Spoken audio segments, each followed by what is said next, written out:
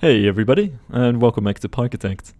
Today it's time to tackle Jungle Adventure, which description states, deep in the South American jungle you are tasked with building a thriving theme park. A state-of-the-art inverting wooden coaster provides a useful starting point, but due to the land's extremely remote location, attracting guests will be difficult. And then we have a bunch of goals, blah blah blah. Obviously, I'm going to complete this using no blueprints, but completing everything before June year 3 might be a little bit of a challenge. Anyway, we'll see. The main thing we have to achieve is build 5 coasters with an excitement rating of 65 or above, so that feels fairly doable. Let's take a look at what we start out with. So we already have 1 coaster, so that realistically makes the goal to build 4 coasters. And as you can see, this coaster is already occupying a huge part of the map. So really, we're gonna somehow have to worm our new layouts into this existing, very difficult to work with terrain and around this layout as well.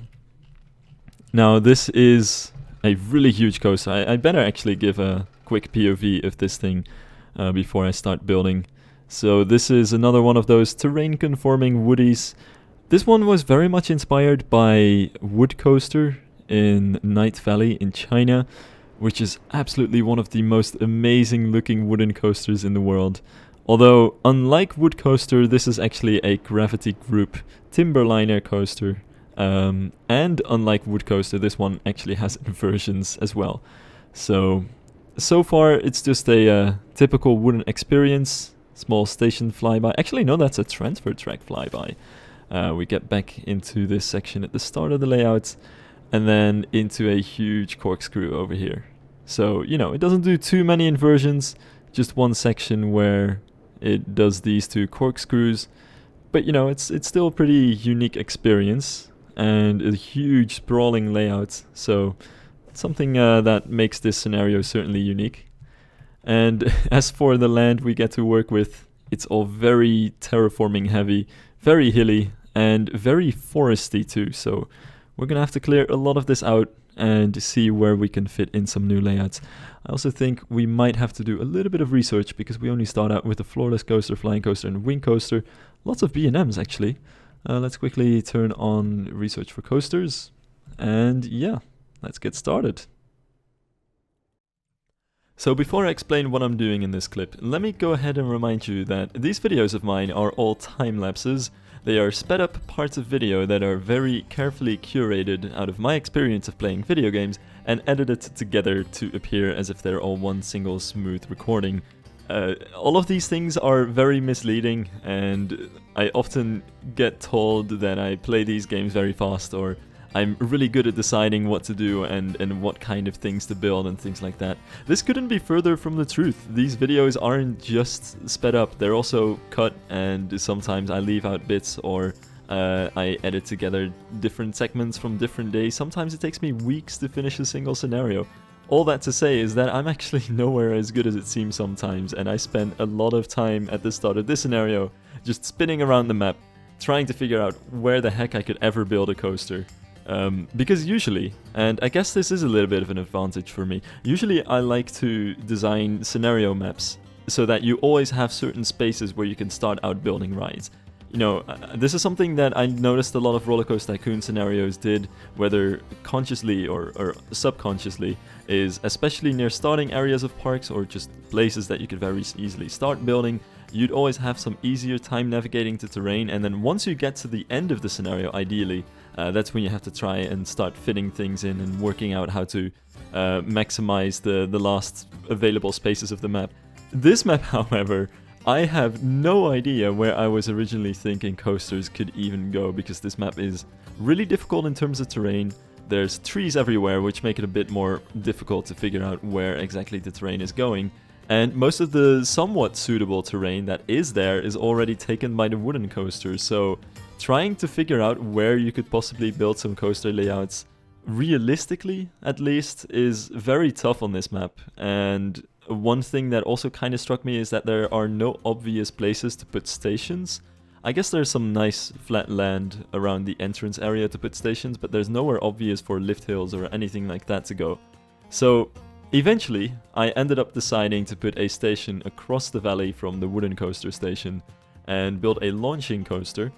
Now, with the different coasters that are available at the start of this scenario, there really wasn't too much of a choice here if I wanted to do anything remotely realistic. So I figured my best choice in this situation is to go with the B&M wing coaster and build a launched wing coaster, kind of like the one in Holiday Park Thunderbird, which is such a cool looking coaster. I wish one day I could ride that thing. It's definitely on my far to do bucket list as a coaster enthusiast, but for a European like me, not the most easy place to get to. But you know, one day, it's definitely a goal. It seems like one of the coolest B&M coasters, if not coasters in general, especially because it's really rare for B&Ms to feature a lift hill. But to get back on topic, in this scenario, I thought it would be a nice way to not have to deal with the lift hill fitting in somewhere and make a very lengthy, straight, out and back kind of layout with a wing coaster. Because a traditional kind of realistic wing coaster layout was definitely not going to work out on this map. I was toying around with the idea in my head of having a drop like a usual wing coaster, like say Phoenix in Toverland, where you just do a inline twist into a half loop, but I feel like a dive drop just wouldn't really work well on this map, so it ended up being the launched wing coaster. Now all this time I was kind of planning to leave some space available so that somehow I could move another B&M coaster into the space and see if there was just enough holes between the layout of the wooden coaster and the path and where the terrain is at to put some elements through there and see if I could build a floorless coaster. So that's my next plan here, and I chose a very strange setup for this station, as you might see. And I started doing this actually for space reasons. I have this very large flat space of land which has paths above it and also the wooden coaster, so there's not really much I can do with the height there, but it would be strange to have a really long station. And also I had to navigate a curve around the corkscrew that the wooden coaster does there. So the way to do both of those things, I thought, was to have an entrance station and an exit station, just separate loading and unloading platforms like many realistic coasters. So in a sense, it's almost kind of a nice touch as well, because it's something that real-life coasters do very often to increase capacity. It's something that you'll definitely see very often at Disney parks or things like that. Maybe not so much on B&M coasters, but it is something you could do. So in that sense, it works out. But of course, my main challenge here was trying to fit a coaster station into this space. Another thing that this makes it a lot easier for me in a sense is somehow I had to get the entrance queue and the exit path back to the height of the path that's above there, which is 3 tiles above where the coaster station is. So that's quite a lot of height to make up, and then I also had to fit a queue in somewhere. So having these 2 separate loading and unloading stations allowed me to actually have different paths going back up to the top. I have no idea how I could ever fit both an entrance and an exit with their respective paths into the space of a single station here. So in all kinds of space-related matters, I felt like it was a good choice to have 2 separate stations. And then when it comes to the layout, I'm honestly just doing some stuff that works out with the very limited amount of space that I had. I was a little bit inspired by Daemonen in Tivoli Gardens in Copenhagen to do a kind of compact curvy drop before we go into the vertical loop. So we end up doing some meandering before we go into the first inversion on this coaster. After that, we have some more curves into a sidewinder underneath the lift hill through the corkscrew, and we kind of get some interlocking corkscrew action with the wooden coaster there. I really kind of like that interaction. And then after that corkscrew, we go into a long tunnel, pass by the unloading station. It's kind of straight there, but it has a little bit of a bunny hop, as you might be able to tell sometimes when I tilt the camera. And then we go into the letter section of the layout, where it actually does something very similar to the floorless coaster. We have 2 Cobra roll-esque inversions, although the floorless coaster has a proper Cobra roll, and the wing coaster has a kind of diagonal Cobra roll that changes direction, which is... I don't know if that has a name. I don't know if it deserves a separate element name, but it definitely seems like something fun to do. Like a very nice way to make a 135 or 90 degree curve, I think. Anyway, after this, I had to move into the theming department of the scenario, which is honestly one of the most fun times I've had theming in this game in a while. It's not because I really like the theme, but because I created this really big mess for myself that I had to clean up somehow, with all of these paths and coasters intersecting each other more often than Terran intersects itself. There was a lot of space that I had to fill with buildings to try and make it all look a little bit less chaotic and hide some of the messy stuff going on below there. And it's also just something that forces you into playing with heights a lot more. And I think it's always nice to have these scenarios where you're forced to think about things like this, because especially myself, I notice that when I'm not challenged in this regard, when I'm just given a flat map and flat rides everywhere at the same height, I just really start admitting to the easy location and start building very predictive themed lands that don't do as much interaction between paths and coasters. Whereas if you have an area like this and you've already got so many different elements intersecting, it automatically just makes the scenery a lot more interesting for me. Because you have all of these different layers that you're playing on, paths on different heights, coasters intersecting all of it. It creates really interesting interactions between the people on the rides and watching the rides. It's the kind of thing that reminds me a lot of Phantasialand, and maybe that's why I like it. It's simultaneously a little bit of a weakness, because sometimes it means that you're gonna have to sacrifice some layouts. Like in this case, these layouts would not be, you know, my go-to B&M coaster layouts. They are a little bit weird in places.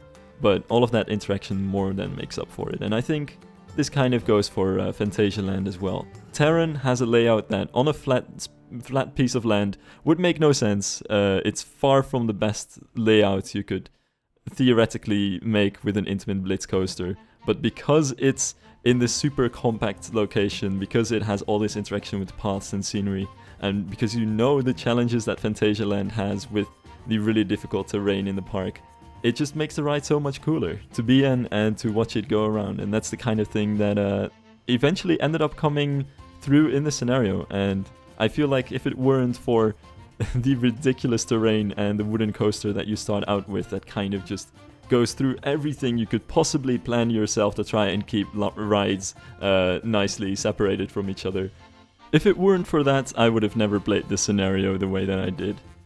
Now, I've talked a lot about the general setup of these coasters and the area, but I haven't even talked about the theme. And to be honest, I never really knew what to do with this theme.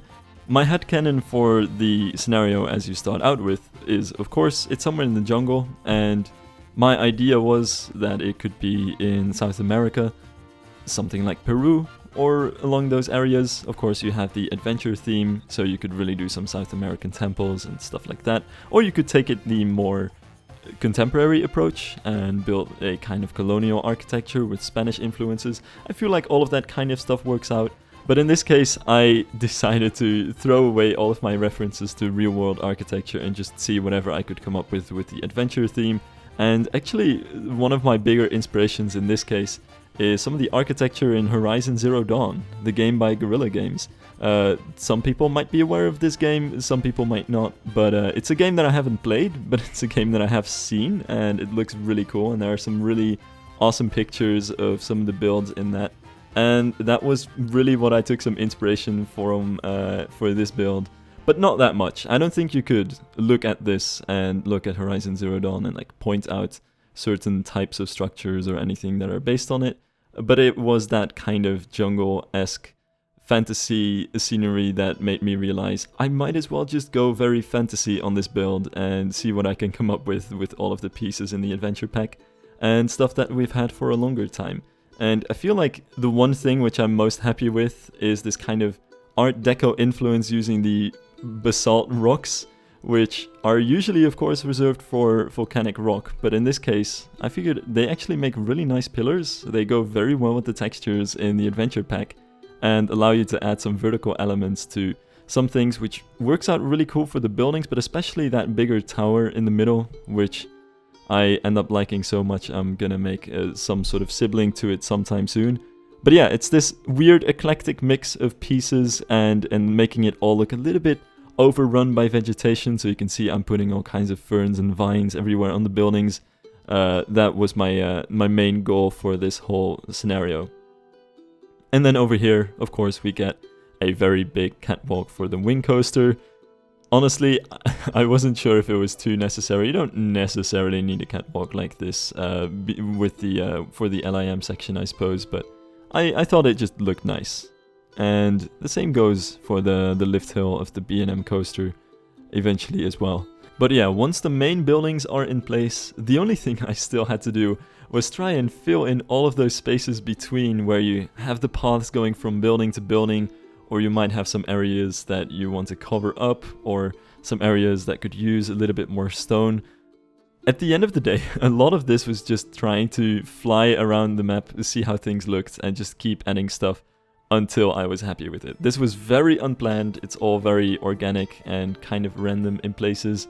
Same goes for this toilet building. I was looking at this and thinking I need another piece of scenery, but I don't think I quite have the space or the need for a food court here. I might as well make the fanciest toilet that I've made on my scenario playthrough so far, I think. And once again, we start off with that 2x2 vertical base, although in this case, I'm using some of the round walls in the adventure pack to add another floor to that, and we just gradually start tapering it off to a higher point. And this really just kind of reminds me of two things. Art Deco on the one hand, which does this a lot with vertical elements.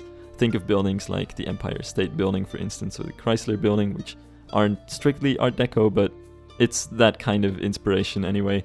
But also fantasy towers, fantasy towns with crazy spires and things like that. Like to do this a lot as well, just a lot of verticality, which is really nice. And then we top it off with a custom spire, which is still too much fun to do. And with every new DLC that the game gets, there are just a few more pieces that you can use to throw into the mix to create some slightly different looking things. So in this case, I've decided to throw some pyramid tops from the adventure pack in there for some added bonus texture, along with lots of straight and 45-degree angle pyramids, and altogether they make a pretty interesting kind of complex looking triangular shape to top off the building, which, you know, this is a fantasy style, so we can do whatever we want. I thought it worked out. Also interesting to note is that the color scheme for this entire themed land is just a color scheme that you get as you open up the scenario. So we have the kind of bluish color, kind of bluish green turquoise-esque. We have red and a very dark, almost a little bit orangey yellow, which are really nice tropical colors. I think a light purple also goes really well with these colors, but that's something I haven't tried in this case. But yeah, basically that color scheme that you start off the map with on a few buildings and some pavilions is just what I'm going to keep throughout this entire scenario, because I feel like it works just too well to not keep using it. Anyway, that's it for now. Let's check back and see how the park is doing, and hopefully we are turning enough of a profit so that we can expand and build a few more coasters.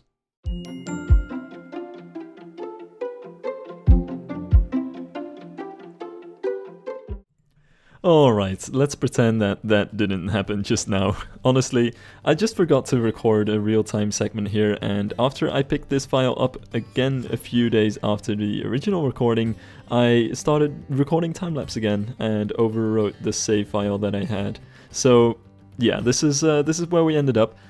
I'm just gonna add an extra long segment at the end where we go through all the coasters and take an in-depth look at the scenery, because I do like to have those real-time segments in the middle of these videos.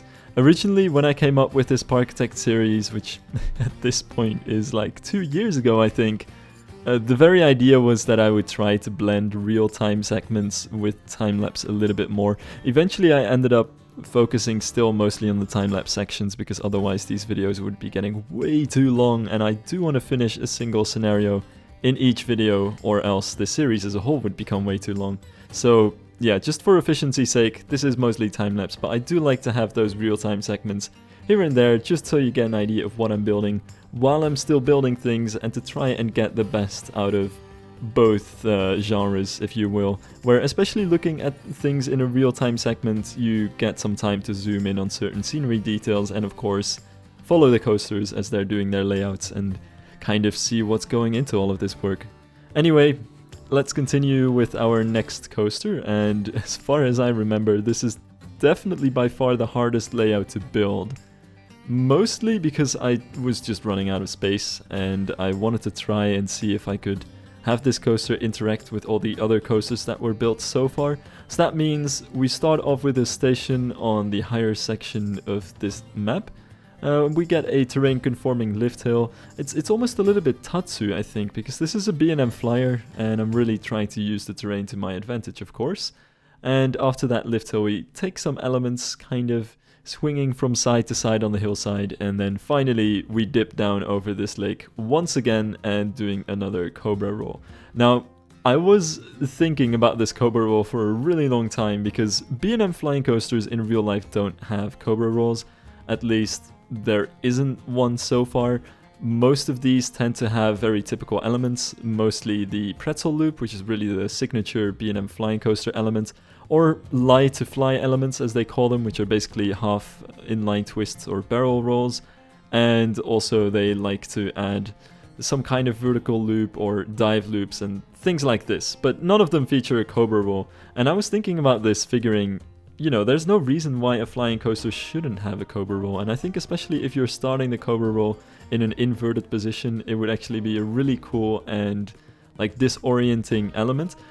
I actually think the banana roll would be even better on a flying coaster, and obviously it doesn't exist, so I don't have a real life reference for this, but I have been on a banana roll on Takabisha, and it's a really disorienting element, maybe because you're not used to it, but especially because it kind of curves you in ways that you're not used to while you're also hanging upside down 45 degrees. It's a really bizarre experience, and I feel like that could work really well for a flying coaster. Anyway, for this one, I'm sticking with the cobra roll, which isn't quite as disorienting, but I think for a flying coaster would be pretty cool. And in this layout, after we hit the cobra roll, we get into a second lift hill because I had to make it over this hill sometime, and you know, I figured I might as well put a pretzel loop in this layout. It's a signature element of the B&M flying coaster, and I have a perfect space for it here. So we end with a section that's a little bit shorter than the first section, but we do have a pretzel roll in there, and we go into an inline twist after that. I mean, I guess it's a 0G roll, but it's very flat. So, you know, I should probably call it a 0G roll, but I don't think it's even really hitting 0Gs. There's probably still a half a G or something with how gentle that hill is. But yeah, that's basically the layout. After that we have one very tight curve at the end that comes back into the brake run, and it just does that thing which I really love when you manage to get it to work with coasters, and that is it hits the final brakes with very little speed. So it's a nice and efficient ride that has two very short lift hills, but also huge elements and a top speed of 90 kilometers an hour. So that's when you know you're using the terrain to your advantage to make a layout that you would otherwise never be able to make. Now, as for the theming on this ride, I'm going to stick with the same kind of scenery for this entire map. And for this place here, I thought it'd be nice to do another kind of tower build, but keep this one a little bit lower. I was thinking that it would be interesting to have a kind of hidden away station somewhere in the middle of the jungle that's not too obvious. It's not a big weenie or anything, you know, get the W word out there as well, but it's just this kind of hidden temple complex somewhere tucked away, and I think it also creates a really cool vibe when you go as a guest to the entrance area here and you walk through the queue. You've got the interaction with the coaster, the 0G roll flying over itself and actually being kind of a station flyby as well. And then just all of these buildings around you. It's very crammed, kind of claustrophobic, but I think it works out pretty well. Especially because it's really its own standalone thing. I'm not placing any other rides or buildings or anything else in this area. This is just the flying coaster area. It's also not the most realistic station area, and I realize I am always very inconsistent with my realism in these playthroughs, because sometimes I feature some transfer track areas and sometimes I don't. Sometimes I feature a realistic block section at the end of a layout, and sometimes if I really can't work it into the layout, I don't do that either.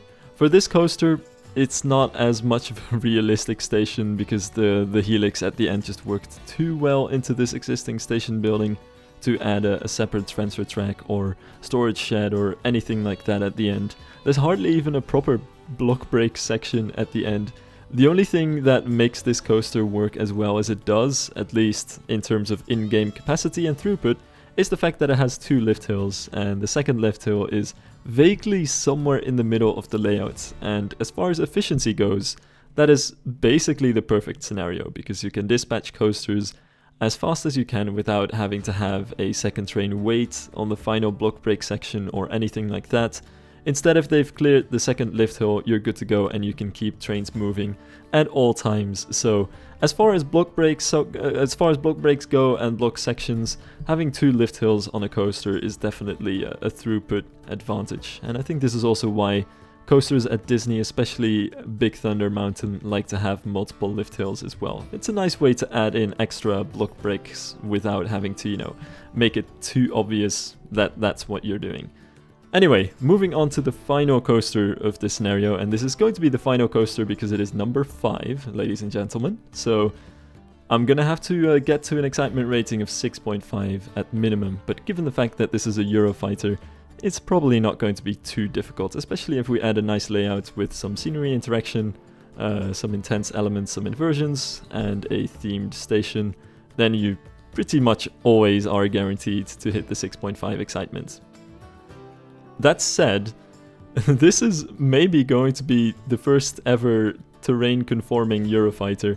I was considering Eurofighters for a while in this map, but I felt like it's not usually the best coaster to make use of terrain with, because they use vertical lift hills, which means that you can't do the thing which terrain coasters like to do and build a lift hill up to terrain and then use that same terrain to go back down again. But then I realized that I might as well build a vertical lift hill at the edge of a hill here and try to make the first drop so smooth that you kind of gradually go into a valley and see what the layout can do after that point.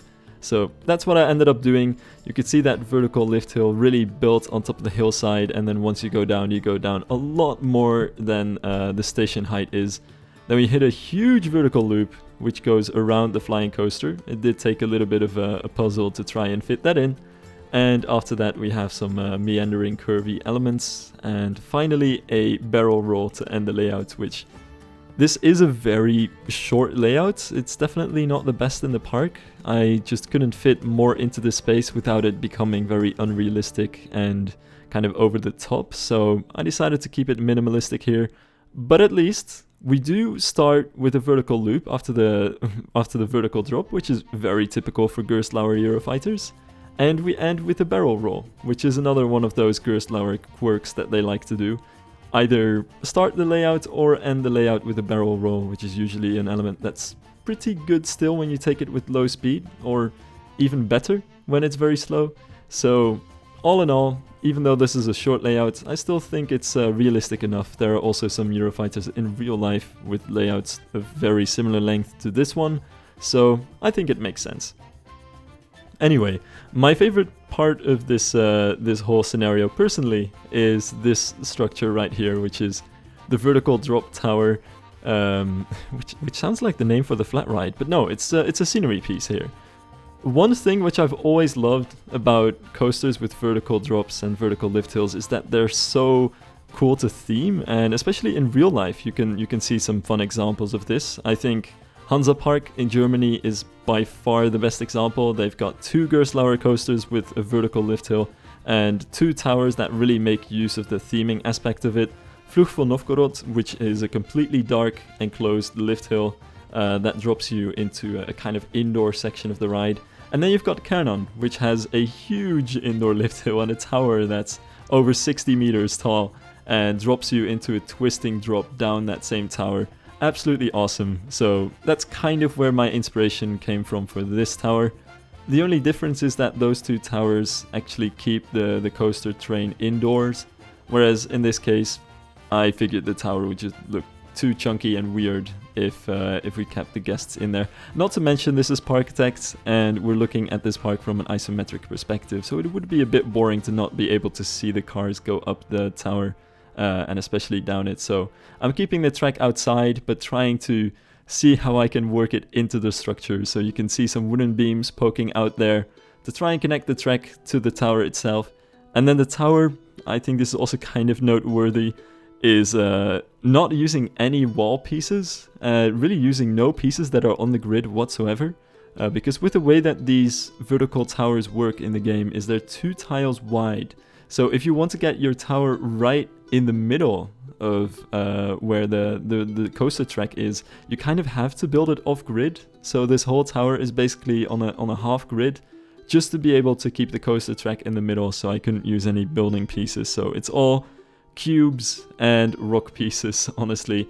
Not at all the pieces that are meant for building this kind of structure, but if you put enough of them together in the right context with the right color, it works out pretty well. And that's the thing I always love about Parkitect. There's this really, really cool geyser build that Astrotron is doing right now. I'll leave a link to that in the description. The last couple of days I see he's been live streaming it, and it's been one of my favorite Parkitect builds I've ever seen. He's done this for a while, but especially right now he's going really far with this technique. What he's doing is using the round cylinder pieces that you get with those basic pieces in the game, giving them the color of rockwork, and so each of them in different layers also have slightly different colors to give the illusion that they're rock pieces instead of just cylinders. And then he's putting many of them together in a kind of rock formation to make it look like a big Thunder Mountain style rock section, which is one of my favorite things ever in this game. It's really cool. I highly recommend watching that video because it's just insanely inspiring to see him do that kind of stuff.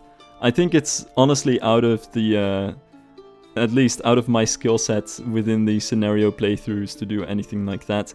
Not to mention it's very time consuming, but it's that kind of, you know, using pieces in completely different contexts and trying to come up with your own uses for any pieces. That's one of my favorite parts of Parkitect, and it really just works because of the very minimalistic gameplay style. Sorry, that was a bit of a tangent. I was just reminded of it because I built this tower with basic structure pieces as well, kind of like he did his rockwork. And then, funnily enough, this tower also uses rockwork as regular building pieces and columns, whereas, you know, in reality they are meant for rocks. So the overall message, I would say, is take any supposed destination for a piece in Parkitect with a grain of salt, because you can use them for anything you want if you have enough imagination. Anyway, we move into the final section of this scenario, which is me, at last, adding food and drink stalls. It's a bit of a problem, I suppose, because I'm only adding this once I have all of the coasters in, and usually I would suggest you build the food stalls and drink stalls, and especially toilets, before you build anything else. But in this case, I was just too inspired to build the coasters, and I figured, you know, for the time being, the guests can wait, hold up their pee, get hungry and thirsty enough until they start purchasing all of my products at horrible prices. So, you know, I didn't play it the right way in this scenario, but it's just that I wanted to start with the coasters and then see how I could fit in some stalls and things like that later on.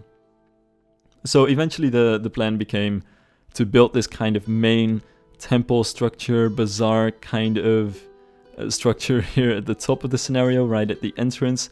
I'm honestly still not entirely sure what kind of theme this is trying to be. It's very much inspired by South American temples, but at the same time taking it so much further and, you know, becoming very fantasy-like.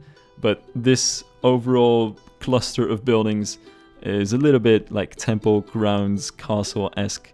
I don't know. I just thought it looked cool, and that's why I ended up going for it. And especially with the context of this Eurofighter coaster here, it allowed for me to have lots of space for different block break sections and also a brake run at the end of the ride. So you can really incorporate it into the building structures, which works nicely for the scenery, and it gives the coaster some really cool interaction. But it also helps me to actually have a purpose for all of these buildings, which, you know, looks nice, but also motivates me to actually finish these things. And so this is the final tower here. We just have some kind of miniature versions of what the big tower is all the way on the left. Just to try and, you know, stick to a singular theme. One thing that I noticed while I was building was that I was really gravitating to almost a kind of Art Deco inspired fantasy style. So you can really see the kind of Chrysler building, Empire State Building references on the big tower here. Which, honestly, now that I think about it, makes a little bit more sense than I was thinking, because Art Deco is definitely a style that at times has been inspired by Native American architectural styles, so it's kind of funny how that works out. But yeah, that's basically it for this scenario, so let's take a quick look at the finished map and see how it turned out. Alright, so here we go. We're basically done with this scenario. We've almost reached the goal, and it's time to do an overview of the park, see how everything turned out, and see what the rides are like. And this time I also want to zoom in on the statistics of these things, so let's quickly take a look at this one. 83, that's a pretty good excitement rating. Who am I kidding? That's extreme, that's really good. Good enough for the 65 that we need anyway. So this is the wing coaster, the first coaster of the scenario. I think it only makes sense to try and do these in a chronological order. So we start off kind of Thunderbird-esque with that launch into a large kind of sidewinder thing. I mean, it's technically a corkscrew there.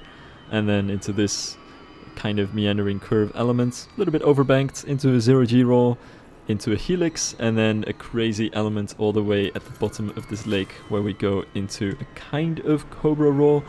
It's funny because on the last episode I had lots of comments about the dog tongue on max force, which was an element most similar to what I was building on the steel coaster in Timber Creek. And lots of you guys were commenting that that's probably what I could have named that element, even if it was a little bit different. And I feel like this, once again, is an element that's kind of a little bit like it, in a sense that it arrives from a different direction than it leaves the element out of. But then again, this isn't quite the same as on Max Force, because it does have proper, fully formed corkscrews here. So this is still a unique kind of Cobra roll, I suppose. Anyway, that's it for the goals of this scenario. Let's take a look at not whoever Arlene Walker is, but at the stats for the Constrictor, which is kind of shifting as we're looking at it. That's what happens after every ride in the game. But 82, 83 isn't too bad of a score either. That's still way better than I ever needed for this scenario. So here we have a kind of... Ooh, that's awesome interaction. Oh, I love it. Here we have a kind of Daemonen from Tivoli-esque start with some meandering turns into a vertical loop, and then we have an overbank turn, kind of strange zigzag element back down into this sidewinder, and after we pass underneath the lift hill here, a kind of interlocking corkscrew action into the crazy mess of scenery we have in here, some quick pops of airtime, and then finally another Cobra roll. I realized that somehow I managed to get 3 Cobra rolls kind of interlocking each other at the bottom of this lake here, so that's a very interesting setup for sure. It's kind of going through some trees there, but you know, nobody saw that happen. So that's that, but there's something I have to point out about this coaster that I only just now realized, and if you've been paying attention during the time lapses, you've probably been facepalming the entire time, because, well, I made a bit of an oopsie on this coaster. If I turn off the scenery, for one, you can see the absolute tangle of coaster stations, track work, and path sections that are hidden beneath this crazy mess of scenery. But I also realized that somehow I was brain farting all over the place, and I built 2 queue lines for this coaster. So the way this coaster now works is it has an exit on this station, which is how it's supposed to be, because this is supposed to be the unload station, but it also has a queue line. I really don't know why I built a queue line here. Like, I was trying to pay attention, but apparently I messed it up big time. But we have a queue line here and a queue line here for the same coaster, and it's not too noticeable once all the scenery is in place, so I never thought anything was wrong. But once you turn off the scenery, you start to notice, yeah, something's not right here. But the funny part is, this actually works, and this taught me something new about Parkitect that I never knew before. You can have multiple load stations, so people can get in on this queue, and they're gonna take this little curve into the other station, and then whoever's waiting on this station, they're just gonna join the people who are already in the train. So here you see nobody's getting out, there's no exit, but the ride works perfectly fine. The new people just enter the train, and once it's filled completely, the train goes on its merry way into the layout. So yeah, for a second, when I discovered that I had 2 queue lines for this coaster, I was really afraid that it was messing up the way that this thing was working somehow, but instead it's kind of cool actually. It has 2 loading stations. Now, of course, this is not my intention. It's not a realistic thing at all, but it's good to know. And it's maybe something that would be fun to experiment with at some point in the future, because I really wasn't expecting this to actually work out. So kudos to the Parkitect team for somehow making this thing work that shouldn't even work in the first place. Anyway, that's it for our friends, the floorless coaster and the wing coaster. Let's take a look at the flying coaster, which I have no idea where the trains are at. Alright, so one train is on the second lift hill. Let's see where the other train is. And also a quick overview of the stats. This one doesn't have the very best stats in the park, somehow. I'm actually a little bit surprised by how low these stats are. But it's still, well, broadly good enough to make this scenario anyway. So who cares? So here we drop down past the hillside into this lie to fly half loop. And then we get a kind of crazy hillside helix element here, where there's a lie to fly here. And this honestly seems like a really cool element for a flying coaster. And then we dip down into crazy long drop, hit our top speed of 90 kilometers an hour, which is pretty speedy for this kind of coaster, and into the cobra roll, which, as you can tell, is a very unique element for a flying coaster. I imagine you're really whipped into your harness at the bottom of those drops, but at the same time, I kind of feel like it could work out. But then again, I'm not sure.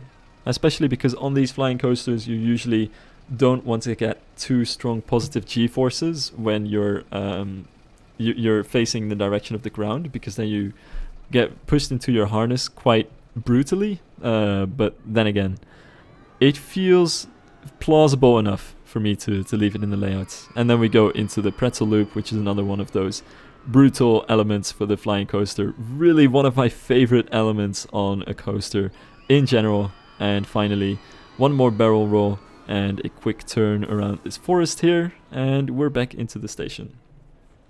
But yeah, the one thing that I kind of miss on this flying coaster is maybe the kind of roll that Flying Dinosaur or Starry Sky Ripper, both in Japan and China respectively, have, which is that kind of thing where you do a full rotation and then another half rotation. Those are really some of the coolest elements that the flying coaster can give, but it's really difficult to work it into a layout, especially in Parkitect. But that aside, this is kind of my dream flying coaster, especially with how terrain conforming it is. It's almost like Air in Alton Towers was actually extreme. Anyway, let's quickly pause because I see a Eurofighter is reaching the top of this hill here. So yeah, here we have the kind of Art Deco temple tower with the vertical lift hill, and honestly, I think this is the first time I've themed up a Eurofighter lift hill this way in Parkitect, and I think I want to do it more. It's really fun to do, and it looks pretty cool. This ride is also way too cheap. Let's make that $12. Come on, you guys have been getting a bargain. But yeah, let's give it a spin, see how it goes. So here we drop down into that vertical drop. Very smooth, gradual transition into the vertical loop, where you really get some nice hang time at the top. Possibly some really cool interaction with the flying coaster as well, but we just barely missed that.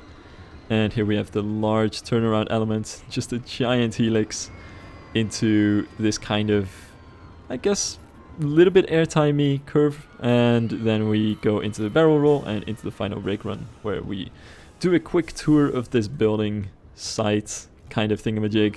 I'm still not sure how to call this thing, but I'm pretty happy with how it turned out. Especially given the fact that it houses a bunch of important stuff, some queues, some exits, some toilets, and of course food stalls as well. So really one of the most important functionality-wise buildings of the park. And there you have it. That's Jungle Adventures with kind of 3 distinct segments almost. We have the crazy compact, messy buildings of this lower section here with lots of interaction between the coasters and the pathworks and the scenery. the flying coaster, which is kind of doing its own thing over here, but really packed into the dense forest in this area. And finally, the temple grounds with the big tower, and really the weenie of this episode. So with that all said, I'm very curious to see what'll be the trophy we get for this scenario. I suspect it's probably gonna be this thing, but it could also be this little tower. I guess we'll see. Let's quit and see what happens. So, alright. Oh, it's actually that tower. Fair enough. So that's that. Now let's get to the review of the next park. I'm honestly not sure which one this is, so it's gonna be a surprise for me as well. Okay, now I know it. Yeah, that's Technopolis. Alright. That's gonna be it for this episode. I hope you guys enjoyed, and I'll see you in the next one. Bye bye.